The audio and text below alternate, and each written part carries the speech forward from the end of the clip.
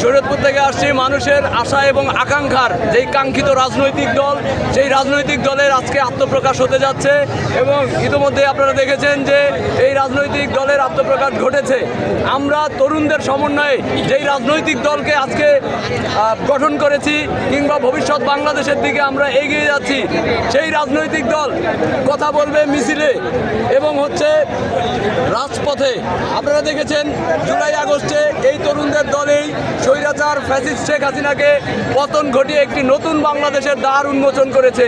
আমরা দেখেছি যে আমাদের সমাজে বিভিন্ন রাজনৈতিক দলের নেতৃবৃন্দ কর্মীরা কিভাবে মিছিলের বিরুদ্ধে রামদা নিয়ে বের হয়, কিভাবে মিছিলের বিরুদ্ধে হকি স্টিক নিয়ে বের হয়, কিভাবে মত প্রকাশের স্বাধীনতাকে খর্ব করে। আমরা চাই নতুন বাংলাদেশে নতুন যেই রাজনৈতিক দল হবে সেটি মিছিলের জবাব মিছিলে দিবে, স্লোগানের জবাব স্লোগানে দিবে।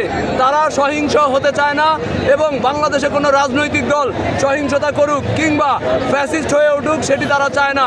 এবং আমরা চাই ভবিষ্যৎ বাংলাদেশে কোনো রাজনৈতিক দল যদি ফ্যাসিস্ট হয়ে ওঠার স্বপ্ন দেখে তাহলে জুলাই অভ্যুত্থানে আওয়ামী লীগ ছাত্রলীগের যে অবস্থা হয়েছিল ঠিক একই অবস্থা হবে তাদের।